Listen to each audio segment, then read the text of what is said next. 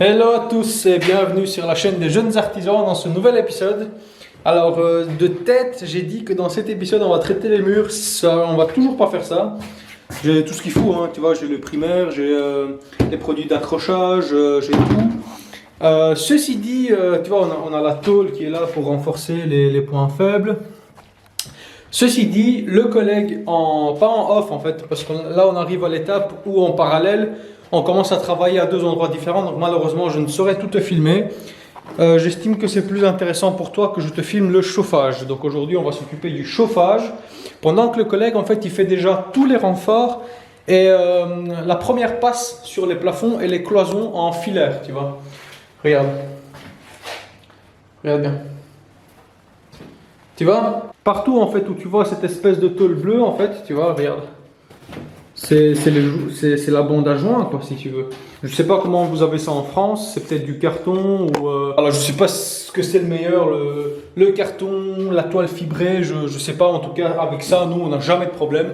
Et alors on fait tout. Tu vois, tout ce qui est point faible, c'est-à-dire les coins, tous les joints, tout, voilà, bref, tu as compris l'idée. Donc lui il va faire ça partout, hein, sur tout l'appartement, partout.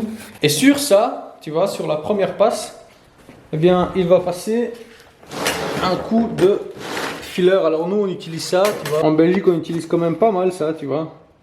C'est de la pâte à jointement pour plaques de plâtre quoi. Donc à mon avis, comme ça tu as une échelle. Pour cet appartement à mon avis il faut deux pots de 17 litres et demi.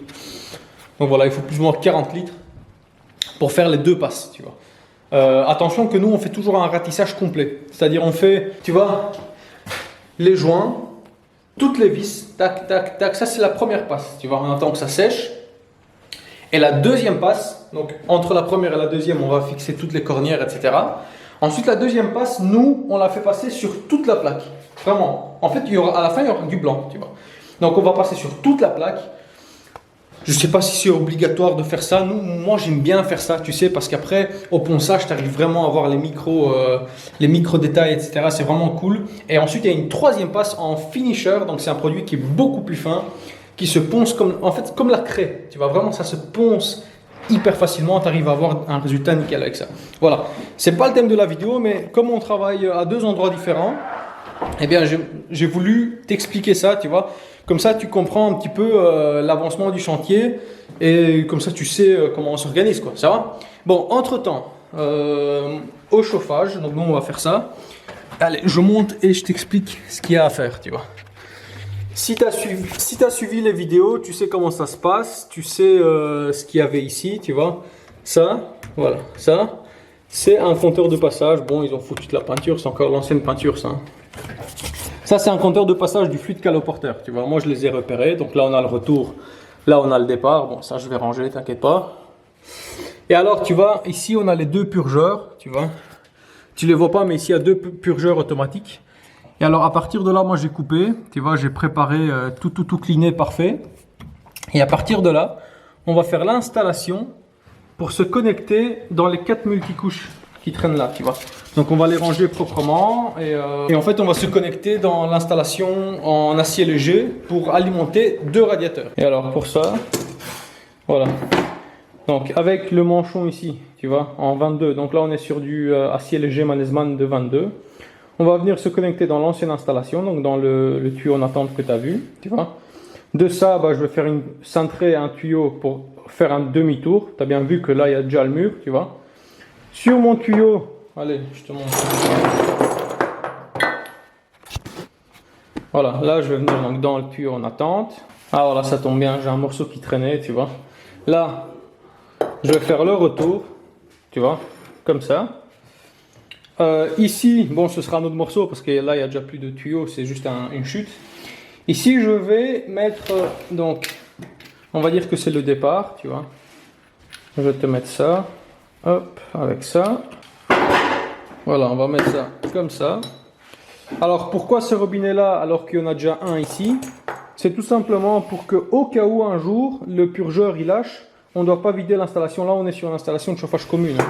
Donc, moi, ça me coûte, enfin, si, ça me coûte quand même quasi 50 balles de mettre un robinet, mais je veux dire, à ce que ça rapporte, ça coûte rien, tu vois. Même si c'est pas à moi de changer le purgeur, bah, je pense au futur chauffagiste qui va passer. Imagine qu'ici il y a le purgeur automatique, ici il y a une vanne. Imagine qu'ici il y a la deuxième vanne, ici il y a le purgeur, tu vois. Eh bien le jour où le purgeur il lâche, bah, c'est beaucoup plus facile, quoi. Tu fermes là et tu as juste, un verre d'eau à vidanger. Tu changes ton purgeur, quoi. Surtout que le purgeur c'est une pièce qui casse avec le temps, il faut la remplacer. Donc voilà, j'isole ça entre deux vannes. Donc revenons à nos moutons. Là, on a la vanne pour isoler le purgeur. Donc là, j'ai le manchon pour continuer le 22. Ensuite, j'ai deux tuyaux de multicouches. Donc là, on est sur le départ. On a deux tuyaux multicouches de 16. Bien, ce que je vais faire, en fait, ça, tu n'es pas obligé de faire forcément comme ça. Moi, je mets... voilà, tu vois, je mets, en fait, un raccord qui fait 22 acier léger avec un T de 1,5. Et je viens me connecter avec deux raccords 16 multicouches en fait pour connecter justement mes deux multicouches et je viens faire ça comme ça. Et ça, je vais le mettre de manière horizontale, tu vois, et pas verticale. Parce que si je le mets vertical, eh bien entre là et là, j'aurai déjà un point haut en fait. Donc il faudrait que je remette un purgeur ici, tu vois. Et donc je vais le connecter comme ça. Et l'installation, en fait, elle va venir se brancher si tu veux, comme ça. Regarde, tu vois. Donc, ce sera plus facile quand tu le verras en 3D. Ce sera beaucoup plus facile, crois-moi, parce que dès que ce sera fait, je reprends la cam, je t'explique tout. Mais comme ça, tu vois déjà comment je fais. Et alors, pourquoi je mets ça comme ça? Tu sais, il existe des T. Par exemple, il existe des T 1,5 16-16. Tu vois, ça existe. Tu sais, tu peux te connecter comme ça, voilà, avec un truc ici, et t'imagines qu'ici il y a un deuxième raccord qui va en multicouche de 16, comme ça, tu vois. Et bien tout simplement, moi je fais comme ça va me faciliter après l'équilibrage des radiateurs, tu sais, t'imagines que là, tu as ça comme des bidots, tu vois, et là tu n'as rien du tout, tu as un tuyau de 16, tu vois. Eh bien j'ai pas envie que mon circulateur ait tendance à toujours tout pousser tout droit, tu vois. Je préfère vraiment créer une perte de charge. Tu vas me dire que ouais, ça sert à rien, mais écoute, moi je le fais comme ça, c'est pas plus mal.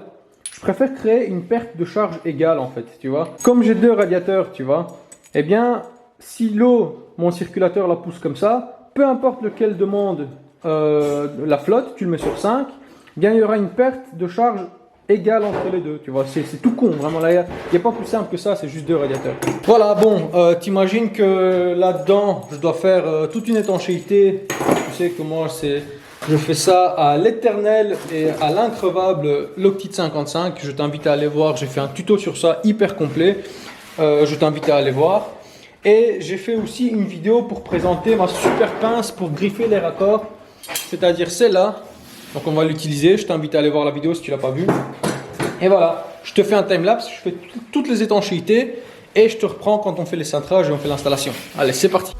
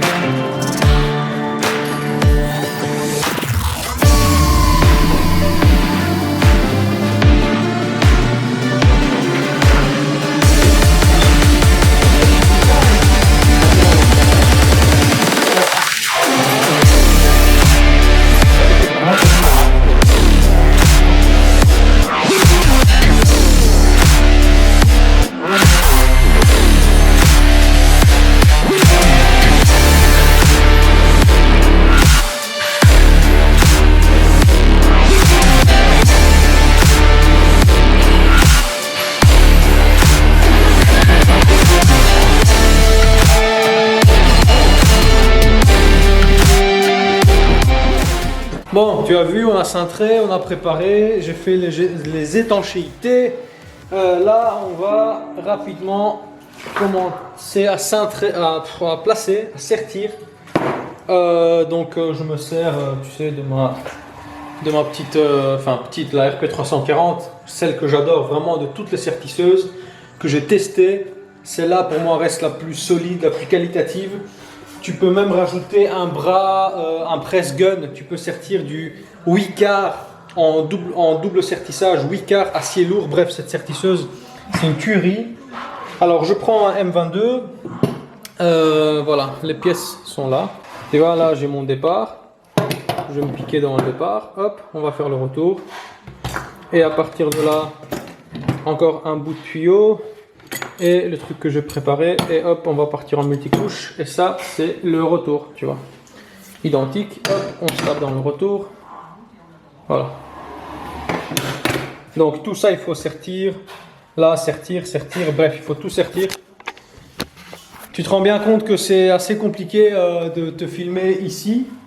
Parce qu'il y a un mur juste là, donc je ne sais pas trop poser la cam. Si je pose la cam ici, bah, tu verras mon dos parce que moi je dois monter sur l'échelle. Donc je vais essayer de te faire un espèce de cadrage en espérant que tu vois quelque chose. Allez, je pose ça et on sertit.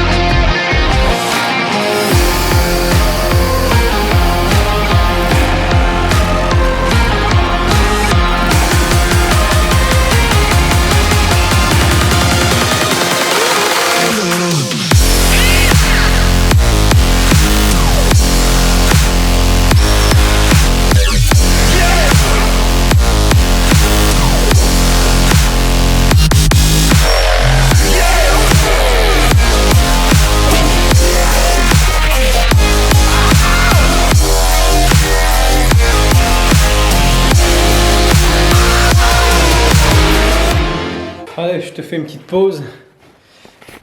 Tu vois, regarde ce que ça donne déjà. Donc, on a l'ancienne installation, départ-retour, tu vois. Hop, hop, hop, hop, hop. Ici, tu as les purgeurs auto. On a les courbes. Voilà, on revient sur l'install. La vanne ici, elle va servir pour changer le purgeur auto. Donc, il suffit de fermer la vanne du départ qui se trouve ici. La vanne qui se trouve là et on a accès au purgeur. Pareil pour le retour, tu vois. Alors là, elle peut donner l'impression qu'elle ferme pas, mais si, elle ferme très bien. Elle ferme, c'est au millimètre près, mais ça ferme bien. Donc, sans problème. Hop. Et j'avance. Tac, tac, tac, tac. Là, je tombe sur mes 4 multicouches, tu vois. Et donc là, en fait, c'est tout con. Je vais me piquer ici, tu vois. Voilà. Alors, j'ai pas serti. Ça, je laisse pour la fin. Parce que je risque d'avoir du mal à sertir le dernier là. Donc comme ça, je peux faire tac. Hop, hop, je sertis. Départ, retour. Hop, hop. Et à la fin, quand tout est fini, tu vois, je le mets de niveau. Pour pas, parce qu'en fait, comme je t'ai expliqué, si je le sertis comme ça, là j'ai un point haut. Donc là, je serai obligé de mettre un purgeur auto. Donc autant le mettre de niveau. Une légère pente de 1% pour que tout l'air monte au purgeur auto. N'oubliez pas qu'on est au dernier étage ici sur un chauffage collectif. Donc obligatoirement, il faut bien gérer l'évacuation d'air, tu vois. La purge, quoi, si on veut. Hop. Voilà, donc moi je vais poser la cam et je vais ranger un peu proprement les multicouches. Sachant qu'après ici, je vais faire en fait une espèce de fausse poutre en MDF avec une partie amovible. Parce que bon, il faut relever le compteur du fluide caloporteur tous les ans, tu vois. Donc tout ça, il y aura une fausse poutre qui sera peinte en même couleur que le mur, ce sera quasi invisible. Mais entre temps, tu vois, comme je t'ai dit, on travaille sur 2 fronts. Bah regarde, depuis, tu vois, Daniel, il commence à faire tous les renforts, donc tous les joints entre les plaques, reboucher toutes les vis, tu vois. Même si c'est brut, hein, là c'est très brut, mais les coins, on le fera après, tu vois. Et partout, il y a cette espèce de toile Jitex là, tu vois. Donc en fait, il est arrivé jusque là et là, il va entamer le salon. Tu vois, donc voilà. Bon, je pose la cam et on continue, c'est parti.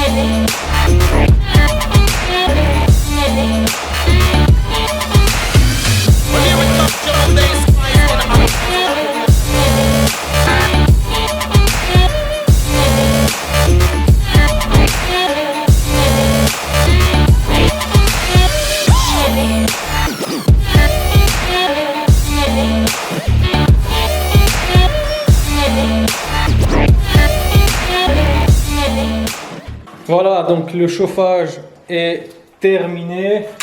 Il faut juste encore fixer définitivement les tuyaux dans le mur, mais ça, ce sera encore dans cette vidéo.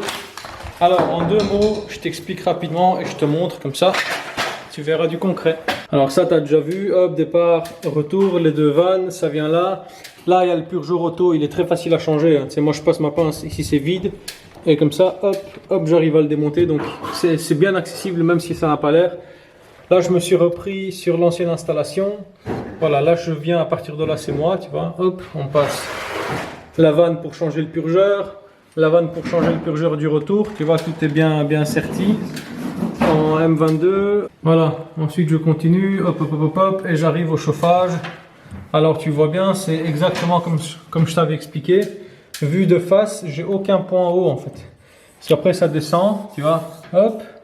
Ça vient là dans les radiateurs, tu vois, mes départs et mes retours. Ensuite, ça part vers le compteur, tu vois. Et le point haut, il se trouve là. Donc là, j'ai aucun point haut. Hop, ça descend. Et ça m'alimente tout proprement. Alors moi, maintenant que tout est rangé, je vais couler une petite chape ici. Hop, tu vois, pour tout fermer. Et ici, je ferai une poutre en bois, en fait. Hop, hop. Je vais la prolonger en MDF. Et la prolonger comme ça. Faire un carré, quoi. Tu vois. Donc en fin de compte, ce sera presque invisible et ce sera nickel, tu vois. Voilà. C'est pas grand chose, mais si c'est que ce soit ça ou que ce soit 10 radiateurs, c'est pareil, hein, c'est exactement la même chose. C'est juste que au lieu de faire une connexion simple comme ça, je fais un retour, hop, un collecteur et je me pique dans un collecteur facile. Alors pourquoi je mets pas de robinet? Si je te pose la question pourquoi je mets pas de vanne pour chaque radiateur, c'est parce qu'en fait moi je les connecte toujours en connexion Integra, c'est-à-dire en dessous. Et chaque fois la batterie de connexion Integra, en fait, elle comporte elle-même 2 vannes que tu peux fermer au tournevis. Donc, il y a moyen de facilement isoler chaque radiateur, de le démonter sans vider l'installation, juste en vidant le radiateur, tu vois. Donc, j'ai envie de te dire, voilà, c'est nickel. Allez, je fixe les tuyaux dans le mur, je pose la cam, c'est parti.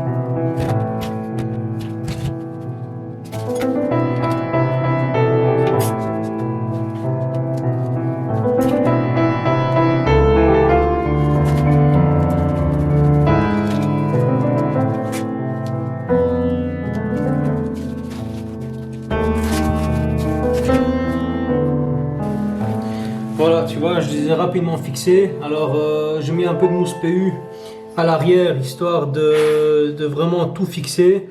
Mais ça va être plâtré, tu vois. Et moi, je fais toujours sortir les protections de mon plâtre, tu vois. Alors, moi, je laisse toujours 4,7 mm, pardon, 4,7 cm, donc 47 mm entre les deux axes des tuyaux. Cette mesure est plus ou moins normalisée, hein, mais maintenant voilà, vérifie les marques de tes raccords. Moi c'est plus ou moins 47 mm. Et quand je dis plus ou moins, c'est que bon, tu sais, on n'est pas des robots, on est des humains, on peut toujours se tromper un petit centimètre, et c'est pour ça que je fais dépasser l'isolation, tu vois. Parce qu'après, quand ce sera plafonné ou carrelé, je vais proprement couper l'isolation autour et il me restera encore le jeu de l'isolation, tu vois. Voilà, c'est comme ça que je fais. Alors, il y a 2 radiateurs, enfin, je te montre 3. Il y a 2 radiateurs, j'en ai filmé un. L'autre, c'est pareil, je ne vais pas te filmer, on va clôturer la vidéo avec ça. Donc, globalement, tu as vu, c'est à pause midi, on va manger rapidement aussi. Donc, le chauffage, c'est ça, tac, tac, c'est connecté. On peut mettre la pression, mais seulement après avoir installé les radiateurs. Et là, tu vois, c'est protégé, voilà. Nickel. Il me restera juste l'autre, mais bon, tu sais, il y a tout le carrelage, tout le bordel, il faut que je nettoie un petit peu.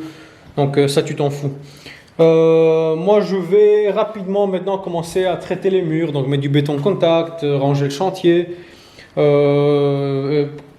descendre la cintreuse, la sertisseuse, parce que pour l'instant, on n'a plus besoin. Et donc, comme je vais mettre du béton contact, etc., je peux déjà te dire que la prochaine vidéo, c'est enfin... Enfin, le traitement des murs et on va fixer les culasses, etc. Tu vois.